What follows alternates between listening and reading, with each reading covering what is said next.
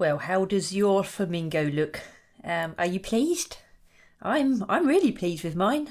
I can't say the salt hasn't worked on this one. I might have even been a bit overzealous with it. But so I'm going to just get rid of the salt because this has been sat overnight, so I'm pretty confident that's nice and dry. But if you haven't left it as long, just be careful. Salt takes quite a long time to dry on these.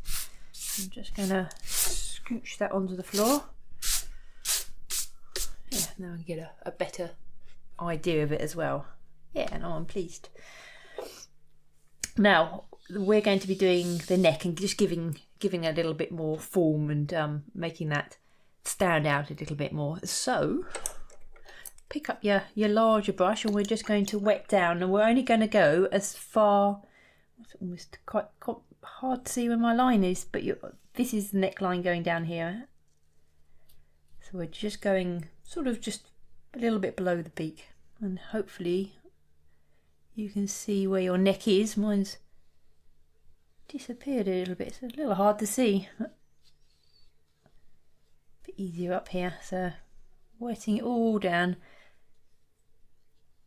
Following really the bit we've already got some colour on. So go carefully around that eye because you don't want to add, because there's that lovely lid there which is going to be yellow, and we don't really want to start getting paint in that area, so be careful around there. Work your way around, and again, just as always, just duck your head up and down, or bob your head up and down, and you'll see if you need any more water, because again you want it nice and wet, not puddling but almost as close to, and no dry patches.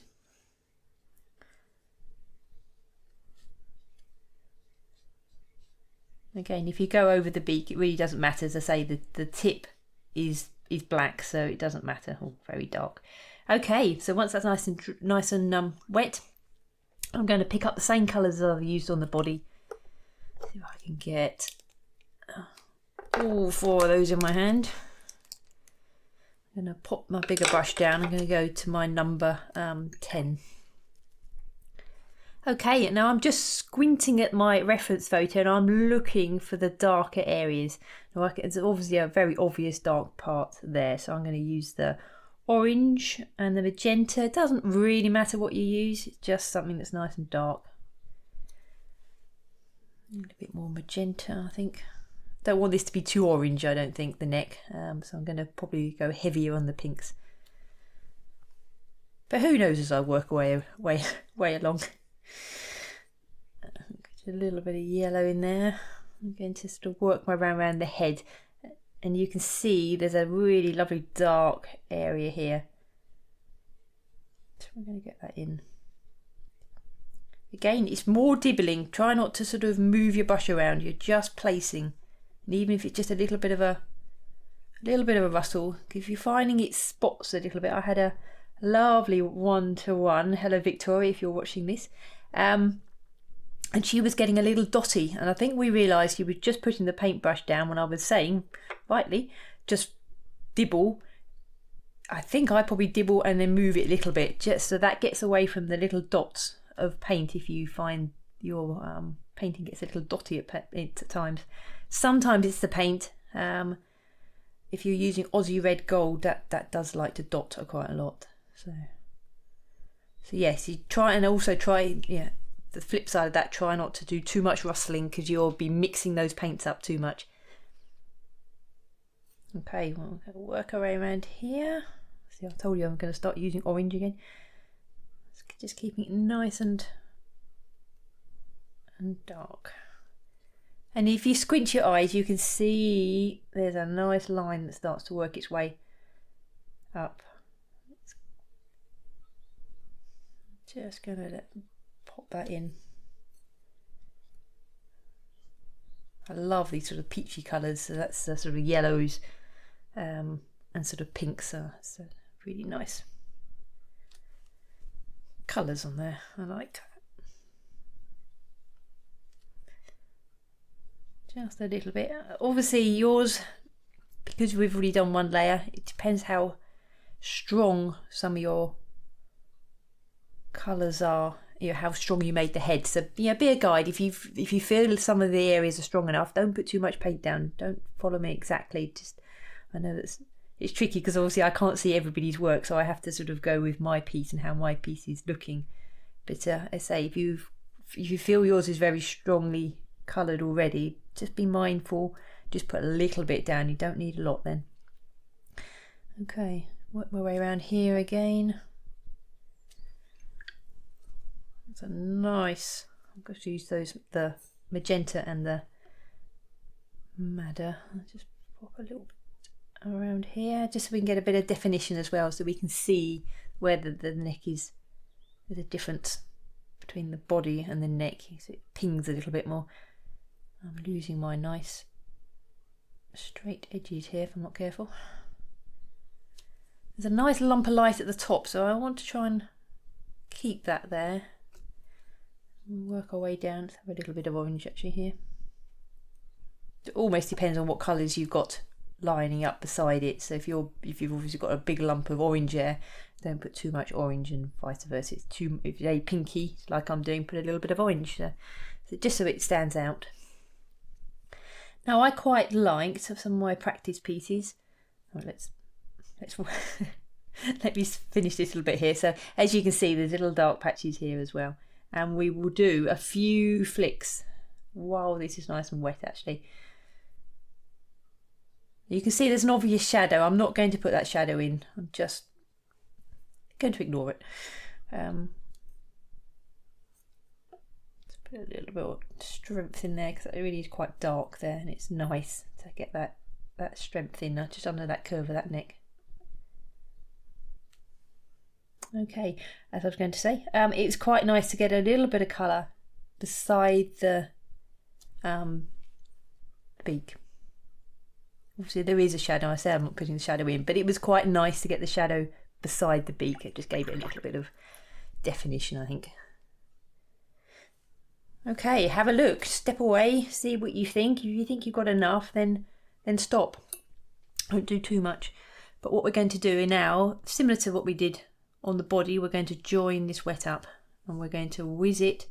Be mindful with this, I can't see mine very well, but there's a little gap, isn't there? So go around that. So you want to keep that gap clear. And we're going to pull it down. And just... Now this is where it gets a little tricky because we want to come up here, but we don't want to touch the neck. So we might have to leave a little tiny little dry line between the neck and the body. So we're just coming round here. If I'm not careful, I'm going to lose my little gap. It's somewhere in there, isn't it? I feel I may have just gone over it, but I can always take the colour out. So if you've done similar to me, don't panic, because we can always, once it's dried, just take that little area out again. But if you can reserve it, it's better. Okay, now again, just look, see what you think. I quite like a little bit more strength down here again, so I'm just going to tap a bit more colour in here. And again, there's a lovely, we've already put quite a little bit of colour in here when we did that first layer, but you can always add a little bit more. So be careful not to touch that neck colour because you don't really want the neck colour running into the body at this stage.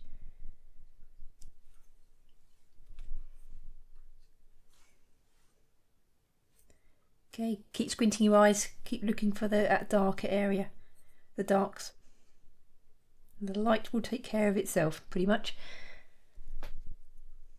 Now, as I've pulled that colour down, I've lost that little bit of strength around the beak, and I also need to be conscious to do some of those flicks actually while that's still wet. But it's a little bit too wet. If I flick when the paint's very wet, you're quite likely to get quite thick flicks. Try saying that quickly. Thick flicks. I amused myself. Okay, so I'm looking at, I'm pretty pleased with that. I think that's coming on really nice. So I'm just going to, I want to make sure this edge stays nice and soft. I'm just going to squeeze it with my finger a little bit. You can use a little bit of kitchen roll if you want. Just be mindful. What we don't want is a strong watermark really there. We don't want to see that edge of that water. But while I'm leaving that to dry a little bit for those flicks, we're going to put some and I can put some of these down. I think let's get rid of that one, get rid of that. Quite in the same order, but I guess it doesn't matter. Okay, we're going to do some very simple feather marks. So I'm going to pick up my slightly larger brush, and I'm just going to put a little bit of paint on the brush right along the edges. And we're simply going to now follow you can see where the feather marks are going, so make sure you get that in the right direction. So just a few, so just popping it down. Nice tip. It's not working overly well. A bit more paint on my brush. And now that's working too well. That's better. They're just very faint. You don't want them too exact. Just another little bit of interest. Tap a little bit more on there. Do just one up there, just to follow that line of the feathers.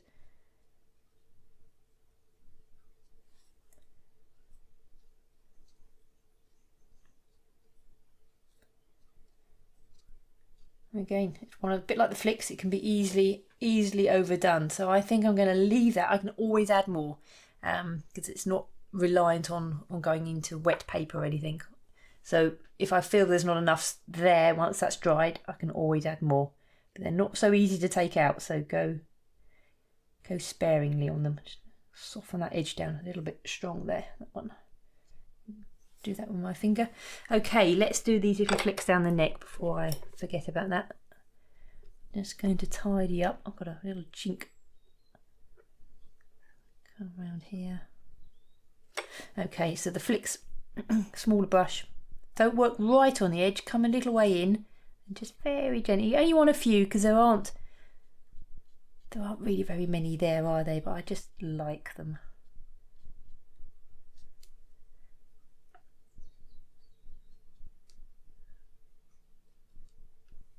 Okay, I just want to put a tiny little bit more strength. Right, that's so strong, so dark in this corner here. I'm going to add a little bit more. I've got the burnt orange. I might use the magenta again. Really quite dark actually there.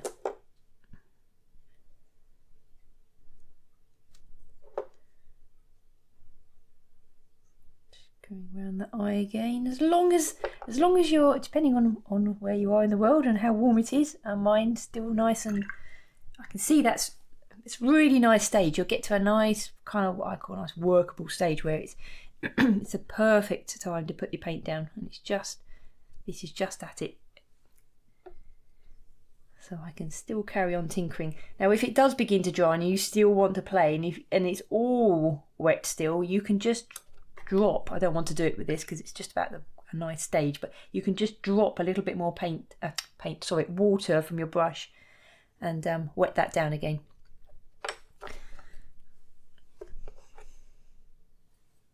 Okay, I'm just going round that eye because when I squint I can see magenta again. I can see a really nice sort of dark area, so I can get that in. And as it begins to dry, obviously you'll find your paint won't move quite so quickly either. So it's, as I say, it's a nice kind of working stage.